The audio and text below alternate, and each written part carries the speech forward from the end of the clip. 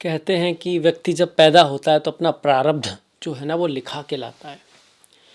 अब इस बात को कई बार हम सोचते हैं कि जो होना है वो सब कुछ निश्चित है, और कुछ लोग समझते हैं कि इस बात का अर्थ ये है कि कुछ जो मेन इवेंट्स हैं ना वो आपके निश्चित हैं।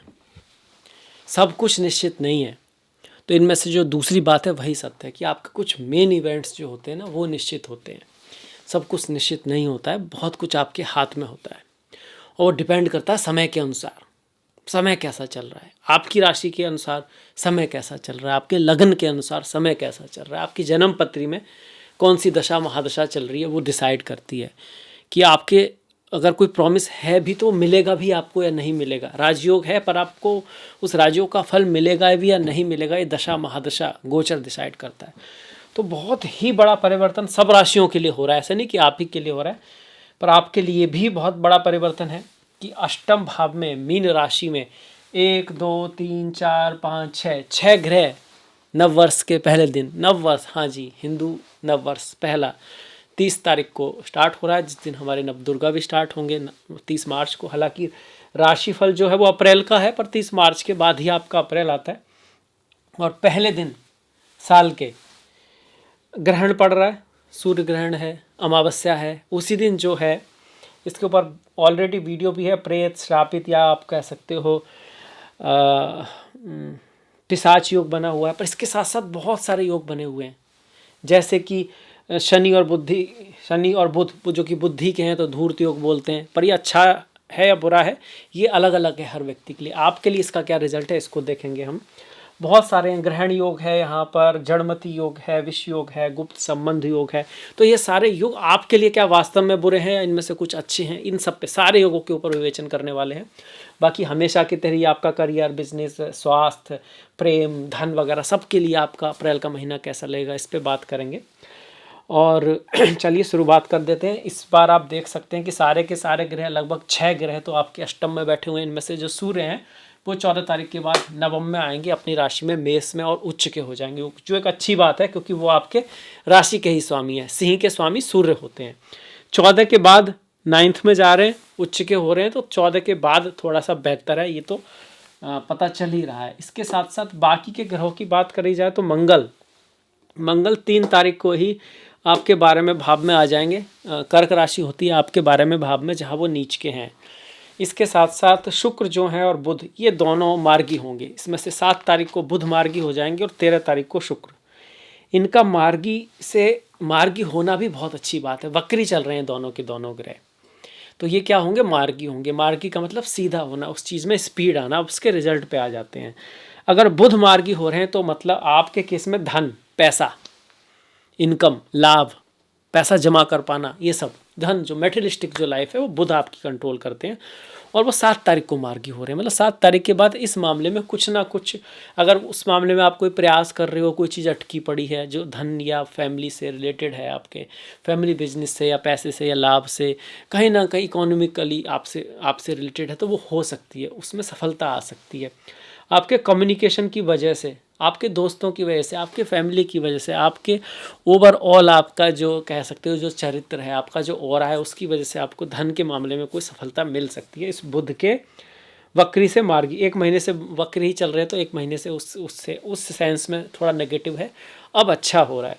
ऐसे ही शुक्र आपके लिए करियर के मामले के हैं, करियर को दिखाते हैं, समाज में जो आपकी स्थिति है उसको दिखाते हैं। तो उनका वक्री से मार्गी होना भी ये दिखाता है कि भैया 13 तारीख के बाद, 7 तारीख को बुध और 13 को शुक्र का मार्गी होना, मतलब करियर में 13 के बाद या उसके आसपास कोई बड़ा और पॉजिटिव अच्छा चेंज आने के चांसेस बनते हैं।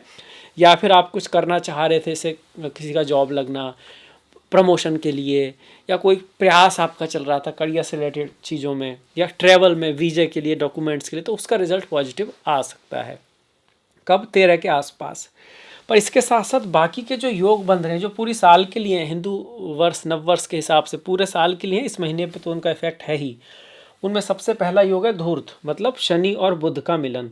आपके लिए शनि जो है सप्तम के मालिक है और छठे के मालिक हैं, और बुध का जो मिलन हो रहा है वो धन का, आपका लाभ का है आपका। तो इसको हम ये कह सकते हैं केंद्र और धन का और लाभ के स्वामी का मिलन हो रहा है, साथ में छठे का भी हो रहा है। तो रोग ऋण शत्रु से आपको बच के रहना है इस साल। लड़ाई झगड़े से थोड़ा ध्यान रखना है आपको इस महीने में भी, खासकर किसी से कन्फ्लिक्ट में नहीं जाना है, वाणी से कुछ ऐसा नहीं कहना है, परिवार के साथ आपको बना के रखनी है। अदरवाइज़ ये इस चीज़ को बताता है कि बिजनेस के हिसाब से, अगर आप बिजनेस में आपका सेल्फ कोई काम है, आप ऐसा काम जो आप खुद करते हो या आपके ऊपर डिपेंड है, आप किसी के अंडर काम नहीं करते हो, तो इस महीने की बात करें तो हमको थोड़ा सा ध्यान में रहना है। वहाँ कुछ उतार चढ़ाव आ सकता है, चीज़ें थोड़ा सा जैसे हम चाहें वैसी ना जाएं, इसकी पॉसिबिलिटी है। कि चूँकि साथ का जो बिजनेस का स्वामी है ना, जो अपने काम का स्वामी है, वो राहु के साथ बैठकर कहीं ना कहीं श्रापित योग बना रहा है ना, साथ में छठे का भी स्वामी है। तो आपका जो पार्टनर है, स्पाउस है, उसकी सेहत में या उसके साथ कुछ मतभेद आपका हो सकता है इस महीने। पूरे साल के हिसाब से भी हम इस बात को कहेंगे कि लड़ाई झगड़ों से हमको थोड़ा बच के रहना है, खासकर मई के 18 तारीख तक। 18 के बाद क्या होगा, ये राहु शनि को छोड़ देंगे, श्रापित योग भंग हो जाएगा आपका, तब तक ये बना रहेगा। तो इस महीने तो पूरा उसका ख्याल रखना ही है। साथ में ये जो सूर्य है, राहु और शनि साथ में है, यहाँ पर ज़्यादा है, एक नक्षत्र में है, ये पूर्व भाद्रपदा नक्षत्र में है। सूर्य बुध और शुक्र ये तीनों उत्तरा भाद्रपद नक्षत्र में ज़्यादा साथ में बैठे हैं, और वहीं चंद्रमा जो है रेवती नक्षत्र में है, जो आखिरी नक्षत्र है। तो वास्तव में मीन राशि में इतने सारे ग्रह किसी चीज़ का अंत दिखाते हैं, नई चीज़ की शुरुआत दिखाते हैं। पूरे वर्ल्ड लेवल पर हमारी जो कॉन्शियस लेवल है, हमारी जो चेतना है, पृथ्वी की चेतना है, थोड़ा ऊपर जा रही है। जब पृथ्वी, सूर्य, ये जो होते हैं ना ब्लैक होल से इतने दूर होते हैं, एक ब्लैक होल है जिसके चारों तरफ हमारी गैलेक्सी कहीं ना कहीं चक्कर काट रही है, तो जितने दूर होते हैं तो उतना कलयुग आप कह सकते हो सबसे दूर पे। जैसे जैसे नज़दीक आते हैं तो फिर त्रेता द्वापर ऐसे करके मतलब ऊपर की तरफ हमारी कॉन्शियसनेस जाती है। तो ऊपर की तरफ हम जा रहे हैं, एक बड़ा परिवर्तन हो रहा है। तो समाज में, दुनिया में कुछ बहुत बड़े उतार चढ़ाव आएंगे, अच्छाई के लिए ही आएंगे ओवरऑल। पर इस साल टफ होने वाला है, क्योंकि इस साल सूर्य ही राजा हैं, सूर्य ही सेनापति हैं। तो इसको खप्पर योग बोलते हैं। खप्पर, आपने गाना सुना होगा, पूजा प्रार्थना में भी आपने ये आरती सुनी होगी, अम्बे तू है जगदम्बे काली, जय दुर्गे खप्पर वाली। वो जो खप्पर माँ काली ने धारण किया था रक्त बीज के लिए, बुराई के अंत के लिए। जैसे कहते हैं ना, धर्म स्थापना के लिए भगवान कृष्ण ने जन्म लिया, तो वो भी बुराई के अंत के लिए। तो जो भी कुछ होता बुराई के अंत के लिए है, पर उससे पहले बुराई का होना ज़रूरी है ना। इसीलिए आजकल आप जो देख रहे हो कि भाई घोर कलयुग है, इस तरह की बातें आपको सुनने में आ रही हैं जो बहुत अजीब हैं, और इस तरह की घटनाएं भी हो रही हैं जो बहुत अजीब हैं। युद्ध हो सकते हैं, भूकंप आ सकते हैं, लड़ाइयाँ हो सकती हैं, बीमारी जैसे कोरोना आया, क्योंकि इंसान कर भी ऐसा ही रहा है ना, एक भी काम ऐसा नहीं किया जिससे प्रकृति में कुछ अच्छा हो, कुछ बढ़िया हो। जबकि हम सब आपस में एक ही हैं। साइंस की भी मान लो तो बिग बैंग से आए हैं भाई सब, है ना। और हमारे शास्त्रों की मानो तो भी हर जगह वही ईश्वर है। ऐसा नहीं कि अलग अलग ईश्वर है, आपके अंदर, मेरे अंदर, सबके अंदर, आप सबके अंदर एक ही है।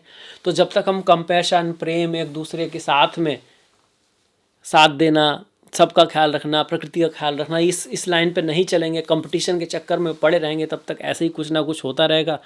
बस नंबर की बात है कि आज कोई और परेशान है तो कल कोई और है, आज ये देश है तो कल दूसरा देश है। अल्टीमेटली सबको दिक्कत ही आएगी। यही समय सिखाना चाहता है कि भैया संभल जाओ।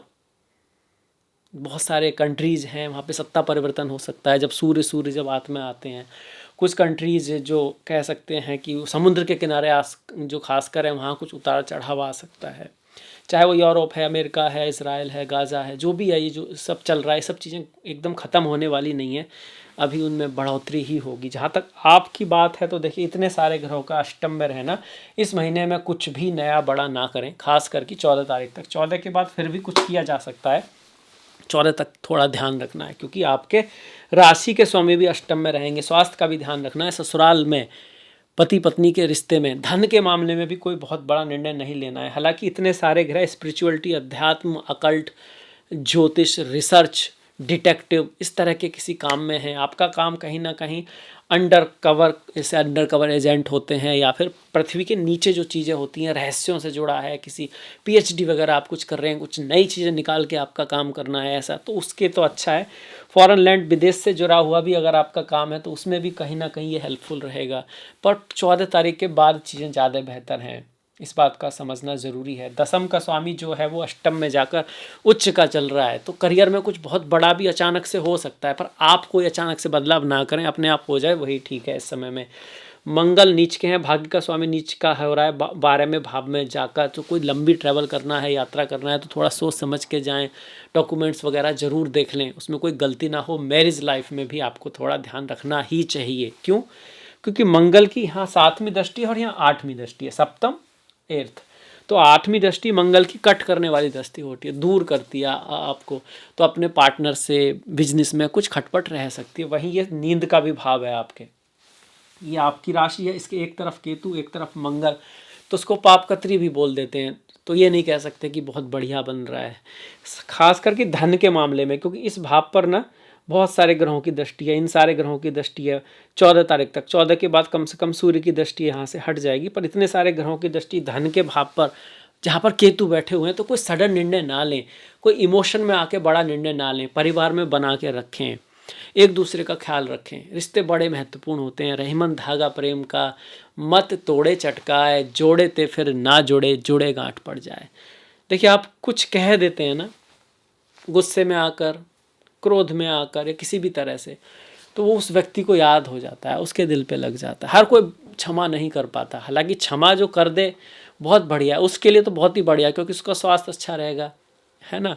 और जब हम अच्छे मूड में होते हैं, खुश होते हैं, हमारे मन में प्रेम रहता है, किसी के प्रति नफरत नहीं रहती, तो दूसरों से ज़्यादा आपके लिए अच्छा हो रहा होता है। आप अच्छा सोच सकते हैं, कंस्ट्रक्टिव सोच सकते हैं, आपके हेल्थ भी सबसे बेहतर रहती है। हेल्थ है तो सब कुछ है, हेल्थ नहीं है तो कुछ भी नहीं है, ये सब कोई जानता है, पर फिर भी नेगेटिव इमोशन उसको जगह देते हैं।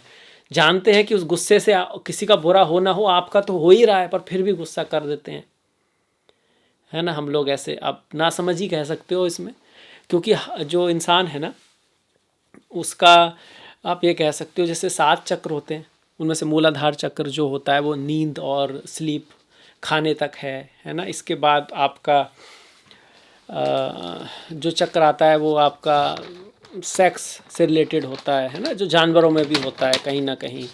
उसके बाद आपका मणि, मतलब जो स्वादिष्ठान, इसके बाद मणिपुर चक्र आता है जिसको हम डोमिनेंस, पावर से कहते हैं। उसके बाद अनाहता चक्र आता है जो हृदय से रिलेटेड है, मन, प्रेम, जो जानवरों में भी होता है। देखा ना, कुत्ते वगैरह, गाय वगैरह प्यार को बहुत अच्छा समझते हैं, उससे बहुत शांति भी मिलती है जिसके मन में प्रेम है। भक्ति भी इससे जुड़ी हुई। इसके बाद विशुद्धि, साइंटिस्ट जो होते हैं ना, कम्युनिकेशन, ये सब। पर इससे जो ऊपर वाले चक्र होते हैं उनको समझना इतना आसान नहीं है। उनमें मास्टरी करने के लिए इंसान का जन्म हुआ है, आप ये कह सकते हो। जैसे कि अंजना चक्र है और सहस्त्रार चक्र है, यहाँ से आपका होता है फिजिक्स, केमिस्ट्री, साइंस, गहराई में जाना चीज़ों को, बुद्धि के लेवल पर, वो हमको करना है सब। मतलब उसमें जो कोशिश करेगा उसको ही मिलेगा। इसके ऊपर फिर माया, ज्ञान, अद्वैत, फिलॉसफी, ये सब हर इंसान के बस की बात नहीं होती, तो उसको डेवलप करना ज़रूरी है। जो उसको डेवलप करता है फिर वो ऊपर जा सकता है। ऊपर जा सकता है मतलब शास्त्रों के अनुसार हम बीच में अटके हुए हैं कहीं ना कहीं। हमसे नीचे भी लोग हैं, पृथ्वी लोक से नीचे भी कई सारे लोग हैं, और हमसे ऊपर वाले भी लोग हैं, जैसे चक्र हैं। इसी तरह से ज़्यादातर लोग कहीं, मतलब आप कह सकते हो बीच में ही रहते हैं। लोकों में भी कहिएगा, जैसे भूलोक है उससे नीचे वाले लोग होते हैं, जैसे अतल, बितल, सुतल, तलातल, पला, महातल, रसातल, पाताल, नागलोक आदि आदि। ऐसे ही ऊपर है पितृलोक, स्वलोक, हिरण्यलोक, भुवलोक, स्वहलोक, महालोक। जब मतलब ये बताया गया है, बहुत सारे ऋषियों ने लिखा है इसके बारे में, कोई ऐसी नई चीज़ नहीं है। कहने का अर्थ ये कि हमारे कर्म ही हमको ऊपर ले जा सकते हैं, और अब पृथ्वी के कर्म बदल रहे हैं। हमारे कर्म भी पृथ्वी पर डिपेंडेंट होते हैं। एक तो यही है कि हर व्यक्ति के अंदर सतयुग, कलयुग, ये सब है। एक समय के अनुसार भी पृथ्वी आगे पीछे जाती है। सतयुग, द्वापर युग, कलयुग, ये जो आते हैं ना, उसके अकॉर्डिंग ज़्यादातर लोगों का मन उस तरह से बदलता है। जैसे अब कलयुग है, अब आगे की तरफ हम जा रहे हैं, तो थोड़ा स्पिरिचुअलिटी, अध्यात्म, धर्म, सही तरह से काम करना, सबके प्रति प्रेम, इस सब की तरफ हम धीरे धीरे जाएंगे। जो उस तरफ नहीं है, इस तरह की कंपनियां, इस तरह के कंट्रीज, इस तरह के वो जो चीज़ें हैं, जो धोखे पर, नियंत्रण पर, भय पर, वो धीरे धीरे नष्ट होंगे। उनमें कहीं ना कुछ उतार चढ़ाव होगा और अच्छे लोग आगे जाएंगे। आपके लिए अष्टम में इतने सारे योग बने हैं, तो सबसे पहले राहु और शनि का जो श्रापित योग है, आपको मैरिज लाइफ में, पार्टनरशिप में ध्यान रखना, लड़ाई झगड़े से बच के रहना है। धूर्त योग, शनि और बुध का जो योग है आपके केस में, जो इसकी हमने बात की कि धन के मामले में आपको कोई बहुत बड़ा निर्णय फिलहाल में नहीं रहना है। बुध और शुक्र का ये तो अच्छा योग है, इसको बोलते हैं लक्ष्मी नारायण योग। ऐसे में अगर आपकी शुक्र की दशा महादशा है और शुक्र आपकी कुंडली में स्ट्रांग है तो आपको इनहेरिटेंस मिल सकती है, अचानक धन लाभ हो सकता है और कार्य में कोई अच्छा पर सडन चेंज आ सकता है। ग्रहण योग तो रहेगा ही रहेगा, सूर्य और चंद्र की वजह से, राहु और चंद्र की वजह से, राहु और सूर्य की वजह से, मतलब बॉस के साथ, गुरु के साथ, टीचर के साथ, माता के साथ, पिता के साथ आपको बना के रखनी है। मन को थोड़ा सा ध्यान से रखना है, गोल पे ध्यान रखना, इधर उधर नहीं भटकना है, क्योंकि मन भटकता है और जब मन भटकता है तो मन पानी की तरह है, जब पानी चंचल होता है तो उस पर कोई भी तस्वीर नहीं बनती। आप कहीं भी नहीं जा रहे होते, बस हर तरफ जा रहे होते हैं। पर जब पानी शांत होता है तो उस पर एक तस्वीर बनती है, उसमें कुछ देखा जा सकता है, उसमें एक लक्ष्य हो सकता है जिस पे चला जा सकता है, जिसको पाया जा सकता है। तो वही ये है जब ग्रहण होता है। आपके कुंडली में ग्रहण है तो उसका असर ज़्यादा होता है, आपकी जन्म कुंडली में नहीं है तो ऐसा कुछ खास नहीं होगा। वहीं सूर्य की बात करें, सूर्य 14 तारीख के बाद आपकी हेल्प कर रहे हैं। अगर हम प्यार की, प्रेम की बात करें, विद्या की बात करें तो कहीं ना कहीं महीना अच्छा है। अगर हम बात करते हैं आपके व्यापार की तो ध्यान रखना है, बिजनेस की ध्यान रखना है, सर्विस में भी थोड़ा हमको ध्यान रखना है। यहाँ पर धन के मामले में बहुत ख्याल रखना है, मैरिज लाइफ के मामले में बहुत ख्याल रखना है। स्वास्थ्य की बात की जाए तो 14 के बाद थोड़ा बेटर है, पर 14 तारीख तक हमको बिल्कुल कुछ भी ऐसा नहीं करना है जो हमारे स्वास्थ्य के लिए अच्छा नहीं हो। डाइटिंग वगैरह, मतलब अच्छी डाइट लेनी है, सात्विक खाना लेना है, सब उन चीज़ों का ध्यान रखना है। भोजन का, वाणी का, फैमिली का ध्यान रखना है। ज़्यादातर चीज़ों में ध्यान ही रखना है, हम ये कह सकते हैं। पर हाँ, ये बात ज़रूर है कि शनि, जब राहु आपके यहाँ आएंगे तो चीज़ें बेटर होंगी, जो कि मई में आने वाले हैं। ठीक इसी तरह से कुछ अच्छे परिवर्तन भी हो रहे हैं, जिसमें से बुध और शुक्र का मार्गी होना है। तो ये हो गया हमारा सिंह का राशिफल, किसके लिए? अप्रैल के लिए। केतु के बारे में हर बार हम बात कर चुके हैं कि वाणी का ध्यान रखना है, धन के मामले में कोई निर्णय नहीं लेना है, और इस महीने में खासकर बहुत बड़ा निर्णय ना लें जहाँ तक पॉसिबिलिटी है। अब बढ़ जाते हैं त्योहारों की तरफ। देखिए, त्योहारों में 1 तारीख को, अप्रैल 1 तारीख को मतलब बैंक का हॉलीडे होता है आपका। 6 तारीख को ना आखिरी दिन है नवरात्रि का, आपका भगवान श्री राम का रामनवमी है। 12 तारीख की हनुमान जयंती है। 14 तारीख की बैसाखी और अम्बेडकर जयंती है आपकी। वहीं 30 तारीख को अक्षय तृतीया है। तो 30 तारीख के बाद आप कह सकते हो कहीं ना कहीं कुछ शुभ चीज़ों की शुरुआत हो रही है यहाँ पर। अक्षय तृतीया के दिन दान देना, किसी की हेल्प करना, किसी काम की शुरुआत करना, और सुबह उठ के अगर सूर्य को जल वगैरह देते हैं, अपने पितरों की कुछ पूजा पाठ, उनके लिए कुछ करना बहुत शुभ माना गया है। वहीं व्रत की बात करें तो 12 तारीख को चैत्र पूर्णिमा आपका, और 8 तारीख को कमाधा एकादशी, 24 तारीख को वनुत्थनी एकादशी, ओम नमो नारायणाय, ओम नमो भगवते वासुदेवाय। 10 और 25 का प्रदोष व्रत है। 26 की शिवरात्रि है। चिदानंद रूपा शिवोहम शिवोहम, ओम नमः शिवाय। सब कुछ शिव पूर्ण ही है, कुछ भी शिव से अलग नहीं है, और जो अंतिम सत्य है वो सिर्फ शिव ही है। पर बाद में जो कुछ है, जो हमें दिखता है, जो रियल है, नहीं है, शास्त्रों की माने तो नहीं है, वो माया है, पर वो भी शिव के कारण ही है। 16 को संकष्टी है, 27 को अमावस्या है बैसाख की, और 14 तारीख की मेष संक्रांति है। सूर्य मेष में जा रहे हैं, तो आपके लिए अच्छी बात है। इसको फिर से फोकस करना होगा कि 14 तारीख के बाद कुछ चीज़ें आपके लिए बेटर रहेंगी सूर्य की वजह से। खास करके अगर आपकी सूर्य की दशा महादशा है और आपकी कुंडली में सूर्य स्ट्रांग है, तो इस नेगेटिव चीज़ को भी, जिसको सब लोग नेगेटिव कह रहे हैं, इतने सारे दुर्योग भी बता रहे हैं, तो इसमें कुछ अच्छे योग भी हैं। जैसे कि शनि और राहु जो मिलते हैं, ये कभी कभी हमको स्पिरिचुअलिटी, अध्यात्म, वैराग्य आदि में मदद कर सकते हैं। अगर हमारा काम टेक्निकल चीज़ों से जुड़ा हुआ है तब भी ये हमको मदद करते हैं। ठीक उसी तरह शनि और चंद्रमा का योग वैराग्य, स्पिरिचुअलिटी, अध्यात्म के लिए अच्छा है। बुध शुक्र राहु जो बन रहे हैं, तो हमको थोड़ा रिलेशनशिप में तो बिल्कुल ध्यान रखना है। पर जब शुक्र अष्टम भाव में आते हैं तो अकल्ट और इस तरह की जो साइंस होती हैं, टैरो, उसमें आपकी हेल्प कर सकते हैं, समाधि वगैरह में आपकी हेल्प कर सकते हैं। तो ऐसा नहीं है कि सब कुछ बुरा है। इसी के साथ मैं आपसे विदा लेता हूँ। आपसे मुलाकात होगी नेक्स्ट वीडियो में। तब तक के लिए अपना ख्याल रखें, सभी का ख्याल रखें। नमस्कार, धन्यवाद।